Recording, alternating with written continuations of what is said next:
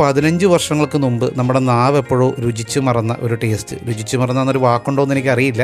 അപ്പോൾ ഒരു 50 രൂപയ്ക്ക് പഴയകാല സെയിം ടേസ്റ്റും ഫീലും തരുന്നൊരു ഫ്രൂട്ട് സലാഡ്. 80കളുടെ പകുതിയിലും 90കളിലും ഒക്കെ ജനിച്ചവർക്ക് ഇത് ഭയങ്കര ഒരു നൊസ്റ്റാൾജിക് ആയിട്ടായിരിക്കും. വീഡിയോ ഒന്ന് സേവ് ചെയ്ത് വെച്ചു. അരയങ്കാവ് വഴി പോകുമ്പോൾ ഒരിക്കലെങ്കിലും ഒന്ന് ട്രൈ ചെയ്യുക. അരയങ്കാവ് അമ്പലത്തിൻ്റെ നേരെ ഓപ്പോസിറ്റ് ഈ കാണുന്ന ജോൺസൺ ബേക്കറി. അത് 50 രൂപയാണെങ്കിലും ഇതിൻ്റെ ക്വാണ്ടിറ്റി ഇച്ചിരി കൂടുതലാണ്. ഒരു കട്ട ഇപ്പോഴത്തെ ന്യൂജൻ ഐസ്ക്രീം പോലുള്ള മധുരം ഇതിന് ഫീൽ ചെയ്യാത്തതുകൊണ്ട് നമുക്കൊരു ഓവർ ഷുഗർഡ് ആയിട്ടുള്ള ഐറ്റം കഴിച്ച ഫീൽ ഉണ്ടാവില്ല.